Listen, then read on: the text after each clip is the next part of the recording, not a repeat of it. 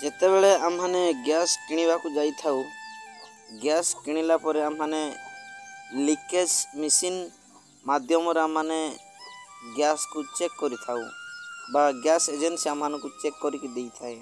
କିନ୍ତୁ ବଡ଼ିରେ ଲିକେଜ୍ ହେଉଛି ତାହା ଆମମାନେ ଜାଣିନଥାଉ।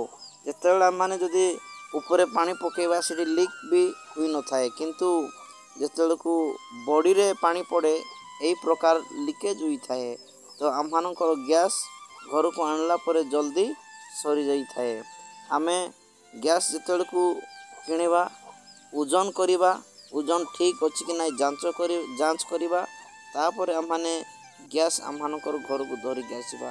ଏ ଭିଡ଼ିଓଟି ଦେଖନ୍ତୁ, ମୁଁ ଯେତେବେଳେ ଗ୍ୟାସ୍ ଆଣିଲି ଉପରେ ଲିକେଜ୍ ନଥିଲା, କିନ୍ତୁ ଯେତେବେଳକୁ ଗ୍ୟାସ୍ର ସ୍ମେଲ୍ ଆସିଲା, ପାଣି ଯେତେବେଳେ ମୁଁ ପକାଇଲି, ପାଣି ଯେତେବେଳକୁ ବଡ଼ି ଉପରେ ଗଲା, ସେଇ ଯେଉଁ ବଡ଼ିରୁ ଲିକେଜ୍ ବାହାରିଲା।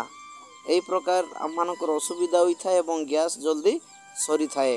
ଏଥିପ୍ରତି ଆମମାନେ ସତର୍କତା ଅବଲମ୍ବନ କରିବା। ଧନ୍ୟବାଦ।